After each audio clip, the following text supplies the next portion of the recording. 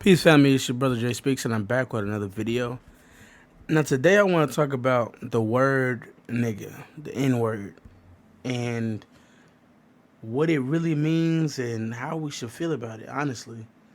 You know, a couple of weeks ago it was this whole big thing with Joe Rogan and him saying the N word and it blowing up, mainly because he wanted to do some different things with his podcast and people start bringing stuff out the woodworks. But it's like, honestly, do we really care? At the end of the day, to be very honest, are we really surprised that white people say the N word all the time? They hear it in the music, they hear us say it, and when have they ever did stuff that we wanted them to do? Let's be honest. It's like when they at home, I'm pretty sure they saying it 1,000 times a night just to say it for fun. We can't really stop them from saying it because we say it all the time. But we're talking about our 400-year-old enemy saying something that we don't want them to say. And we really expect them to listen and understand why we don't want them to say that? That doesn't make any sense. Now, you can go off and smack somebody or beat up somebody because they said the N word, but at the end of the day, you're the one that's going to be faced with a lawsuit, the one that's going to have to deal with repercussions. Because a lot of times, when you're dealing with the people that we've been dealing with for centuries, they want us to do something. They want to be able to get us with words so that they can have the excuse to kill us. That's just us being real. We are behind enemy lines. So they're trying to do anything they can to get us riled up. So yeah, I say forget it. If they say it, who cares? Don't let nobody talk to you crazy.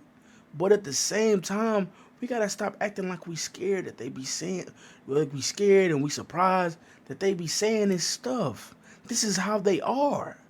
We gotta stop being surprised that they doing the same thing that they've been doing since we've been with them. I mean, not been with them, since we've been kidnapped. Since they done held us hostage.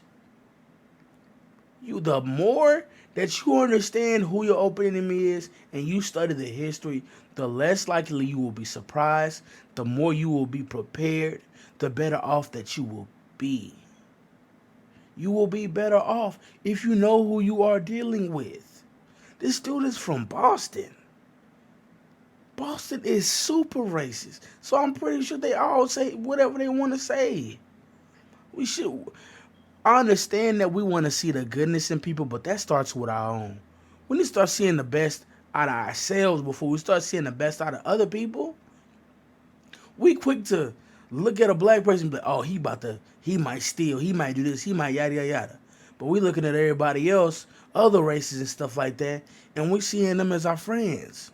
We looking at our brothers with disgust, and we looking at our enemies with lust and love. And that's just not good. So if we're going to give anybody the benefit of the doubt, it needs to be our own people. If he say what he say, that it is what it is. A lot of black people aren't even his target audience. A lot of white people that follow and support him don't give a damn that he said the N-word. That's just it. They say it. They cool with it. Like I said, we say it all the time. They love to copy us. We are trendsetters. So they want to do whatever that we do and then take it over and run it. That's why it's so important that we control our music and the things that we put out in the media. Because that's how other people see us and that's how we see ourselves. That's how we turn on each other, become each other's enemies.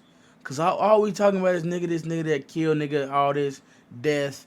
I shot him a couple hundred. That's how we are. And we have to get away from that. We have to uplift. People wonder why I gotta be black owned? Why we gotta say Black Lives Matter? Why we gotta talk about black love? Because we have been socially degradized by our enemy. Our reputation is terrible. Our mindsets are terrible. So we need to focus on building ourselves up. That's the only way that we will be able to grow as a people and get better. But yeah, like I said, family, if you said the N-word, so what? Are we really watching and supporting this dude?